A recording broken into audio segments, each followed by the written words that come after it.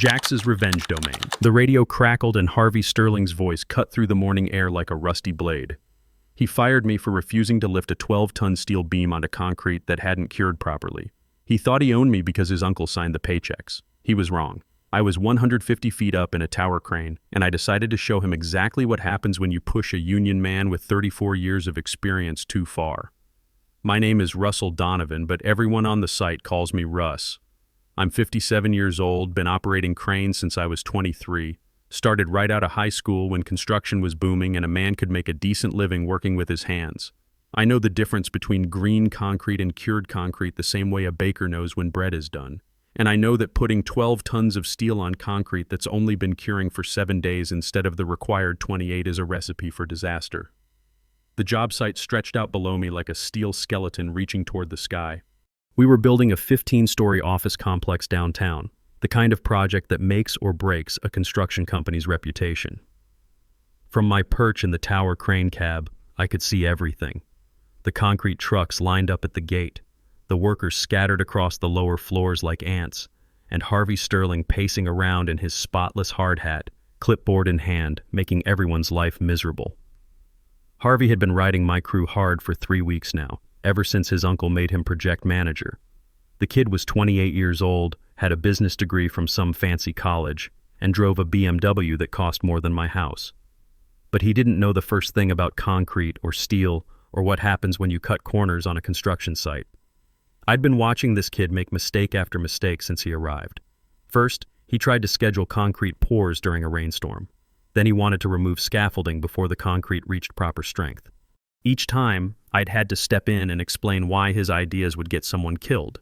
Each time he got a little more hostile toward me. "Russ, you copy?" The radio buzzed. I sighed and reached for the handset. Helen had packed me an extra thermos of coffee this morning like she always did when she knew I was going to have a difficult day. After 28 years of marriage, she could read my moods better than I could. "I copy, Sterling," I said, keeping my voice flat. "What do you need?" "I need you to pick up that beam and get it to the 15th floor. We're behind schedule and the client is breathing down our necks." I looked down at the steel beam in question. It was a massive H-beam, part of the main structural support for the top floor. The concrete pad it was supposed to sit on had been poured exactly 7 days ago. I had the pour logs right here in my cab. I always kept detailed records because I'd learned over the years that when things went wrong, the first thing management did was look for someone to blame. "Negative," I said. "That concrete hasn't been curing long enough. Company policy says 28 days minimum for load-bearing surfaces." "I don't care what the policy says," Harvey snapped.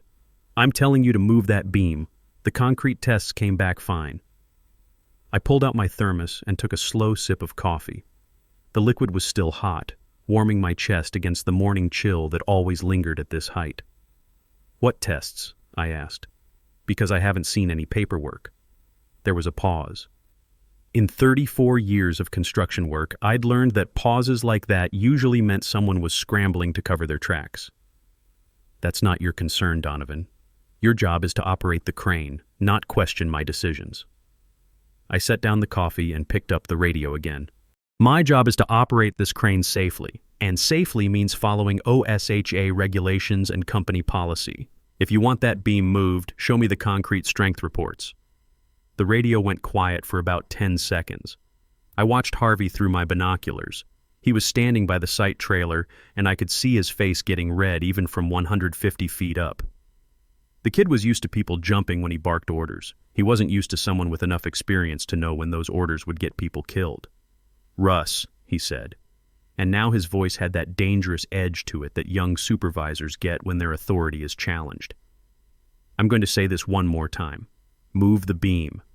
That's a direct order from your project manager. And I'm going to say this one more time," I replied.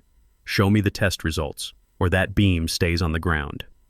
I'd been through this dance before with young supervisors who thought they knew better. Most of them would eventually back down when they realized I wasn't going to budge. But Harvey was different. Instead of backing down, he doubled down. "Fine," he said. "If you won't do your job, I'll find someone who will. You're fired, Donovan. Insubordination. Pack your tools and get off my site." The words hit me like a sledgehammer to the chest. Fired.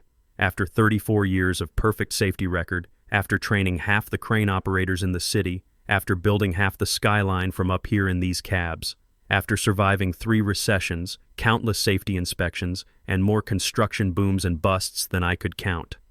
You can't fire me over the radio, I said, but I could hear the uncertainty creeping into my own voice.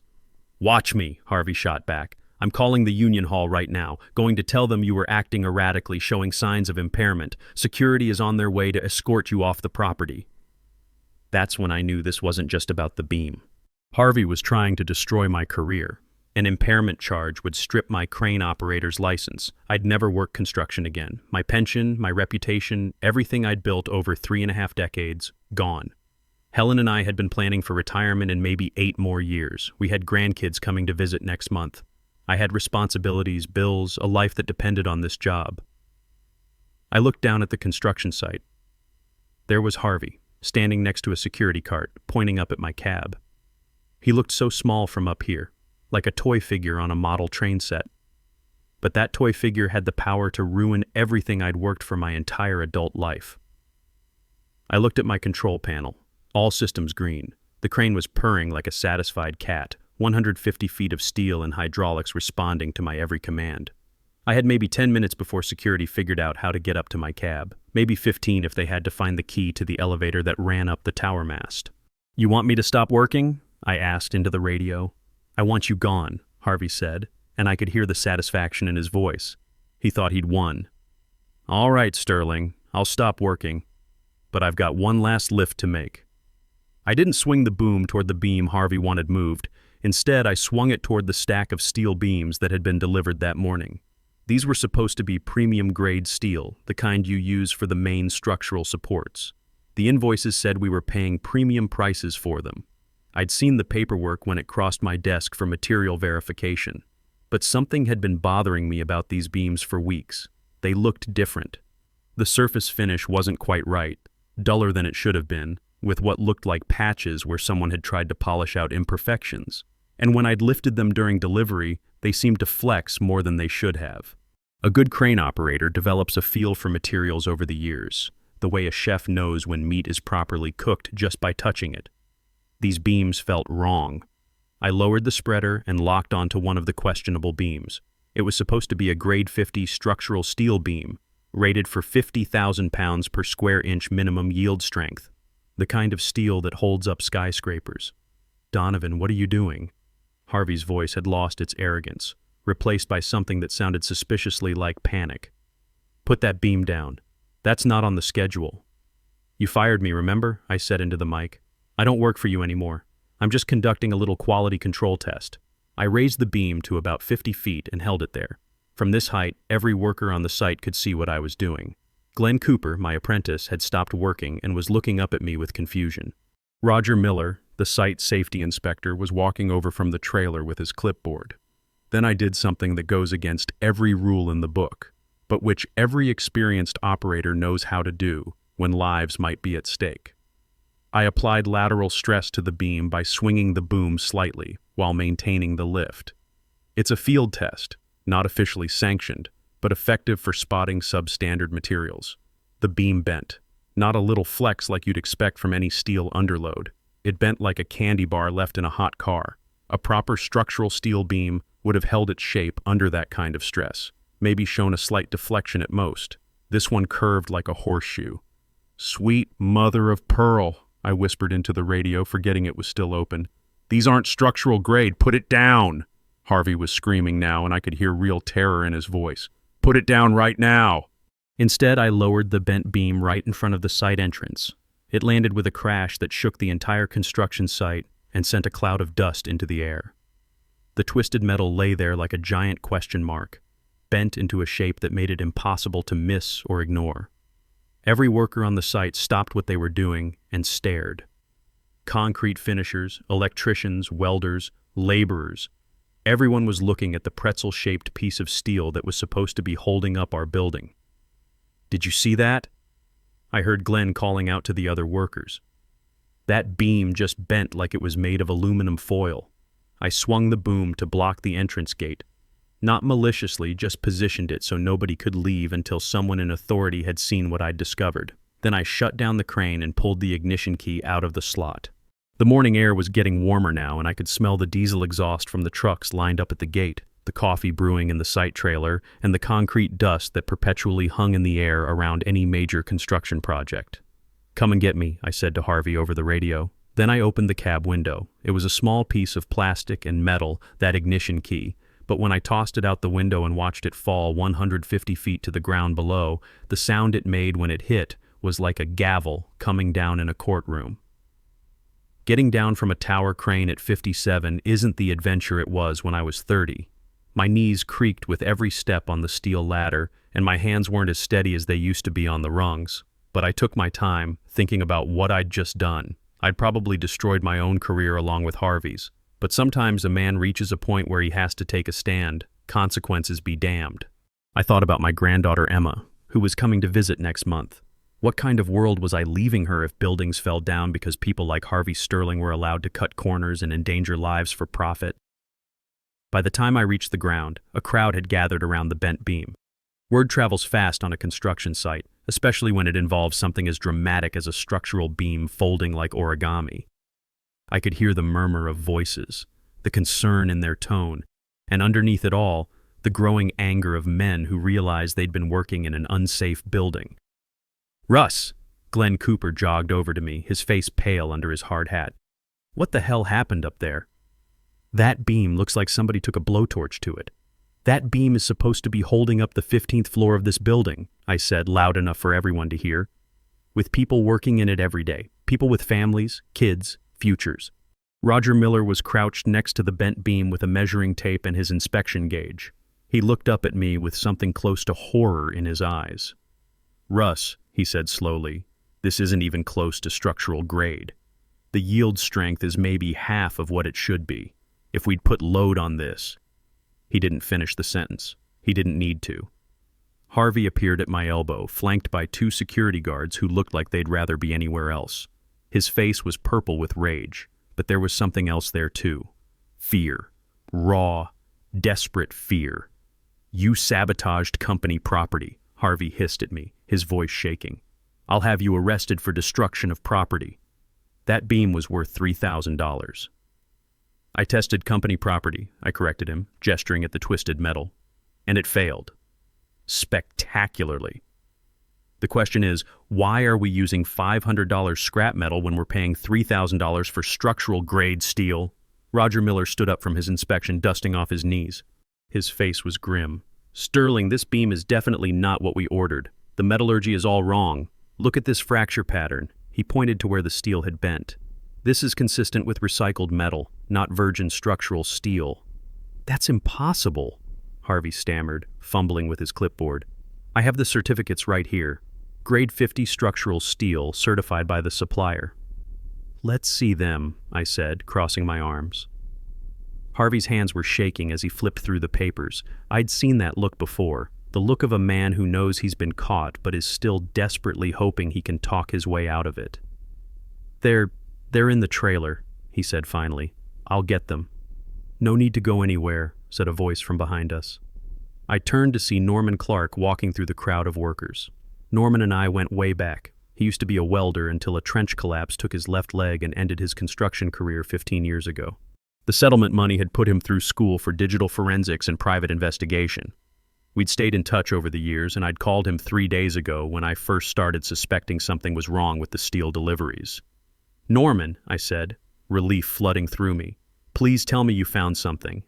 "Oh, I found plenty," Norman said, limping over with his laptop bag. He looked directly at Harvey. "Interesting supply chain you've got set up here, Mr. Sterling." Harvey's face went white. "I don't know who you are, but you're trespassing on a private construction site."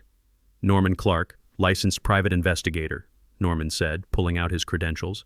"And I'm here at the request of Mr. Donovan, who had some concerns about material quality." He opened his laptop. "Concerns that appear to be well-founded." The crowd of workers was growing. Word had spread through the site that something big was happening, and guys were abandoning their stations to see what was going on.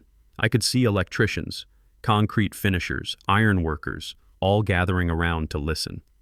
"According to your company's purchase orders," Norman continued, "you've been buying premium structural steel from Apex Steel Supply at $2,800 per ton."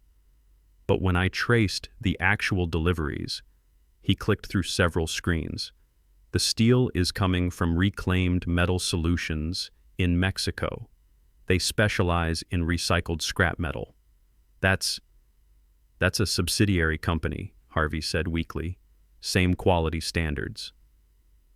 Reclaimed Metal Solutions, Norman read from his screen, quote, providing low-cost recycled metal solutions for non-structural applications, end quote. They specifically warn against using their products for load-bearing construction. Glenn Cooper whistled low. So we've been building a 15-story office building with scrap metal? It gets better, Norman said. The invoices show your company paid $840,000 for premium steel over the past 6 months. But the actual purchases from the scrap dealer? $210,000. That's a profit margin of $630,000. The murmur from the crowd turned angry. These guys understood what that meant. Someone had been pocketing over $500,000 while putting their lives at risk every day. Where's that money going, Harvey? I asked quietly.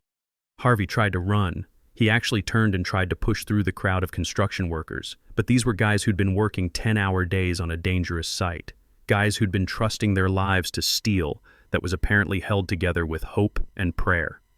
They weren't in a mood to let him go. "Whoa there, college boy," said Big Jim Patterson, an iron worker who stood about 6'4" and had arms like tree trunks.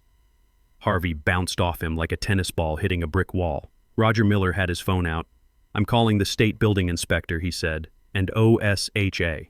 This entire structure needs to be evaluated immediately." "You can't do that," Harvey pleaded. "Think about the schedule. Think about the jobs. If you shut down this site, 200 people will be out of work."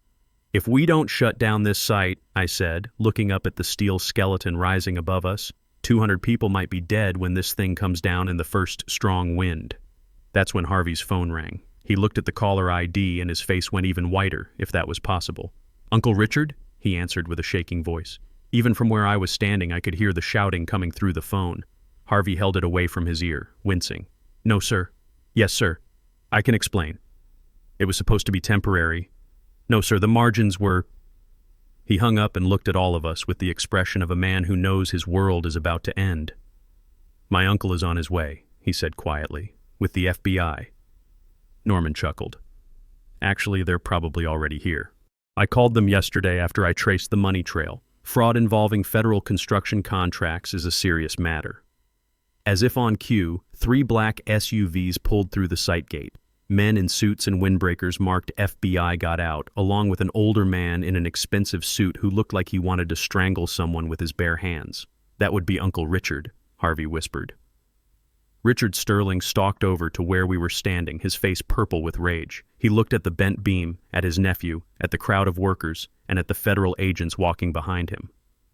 "Harvey," he said in a voice that could cut steel, "you have exactly 30 seconds to explain to me why there are federal agents crawling all over my construction site." Harvey opened his mouth, but no words came out. He just pointed at the twisted beam lying in the dirt. Richard Sterling looked at the beam for a long moment. Then he looked at his nephew. Then he turned to the lead FBI agent. "Agent Morrison," he said with a sigh, "I believe you'll want to start with the purchasing records. The FBI investigation took 3 weeks. During that time, the entire construction site was shut down while structural engineers went through every beam, every weld, every piece of steel that Harvey had signed off on. What they found was worse than anyone had imagined. It wasn't just the recent deliveries. Harvey had been running the scam for 8 months, replacing premium steel with recycled scrap and pocketing the difference. The total fraud came to $1.2 million. But the real cost was in the danger he'd created. 3 floors of the building had to be completely torn down and rebuilt with proper materials. I spent those 3 weeks on paid suspension while the company figured out what to do with me.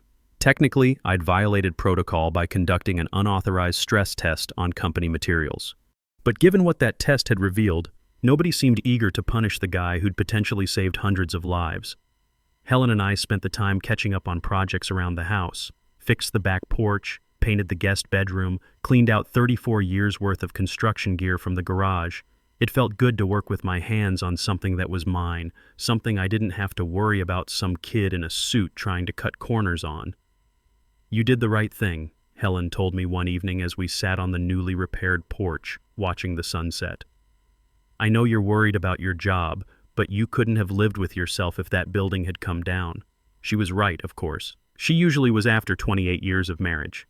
But I'd spent 34 years building my reputation in this city, and I wasn't sure there would be any construction companies willing to hire a 57-year-old crane operator who'd made national news for defying his supervisor. The news crews had picked up the story after the FBI raid. "Construction worker exposes million-dollar fraud" was the headline in the local paper. They painted me as some kind of hero, but I just felt like a guy who'd done what any experienced tradesman would do when he saw something dangerous. Norman kept me updated on the investigation. Harvey had tried to claim he was just following orders, but the FBI had traced the money trail directly to his personal bank accounts. He'd been gambling, it turned out, losing big at the casino boats and getting desperate to cover his debts. The steel fraud had started as a way to skim a little money, but it had spiraled out of control. The kid's looking at 5 to 10 years federal prison, Norman told me over coffee one morning. Fraud involving federal construction contracts, endangering public safety, money laundering. The prosecutors are throwing everything they can at him. What about his uncle? I asked. Richard Sterling is cooperating fully with the investigation. He's furious. Apparently Harvey was supposed to be learning the business from the ground up, but instead he nearly destroyed the company's reputation. Sterling Construction is facing lawsuits from every direction, but they're positioning themselves as victims of Harvey's fraud. 2 days later, I got a call from Richard Sterling himself. He wanted to meet with me at the company offices downtown. I dressed in my best clothes, the same suit I'd worn to my daughter's wedding, and drove to the gleaming office building that Sterling Construction called home. Richard Sterling was nothing like his nephew. He was in his early 60s, with calloused hands and the weathered face of a man who'd spent decades on construction sites before moving to the executive suite. His office was filled with photos of projects he'd built over the years: hospitals, schools, office buildings, real buildings that housed real people. "Mr. Donovan," he said, shaking my hand with a grip that told me he'd earned his way to the top.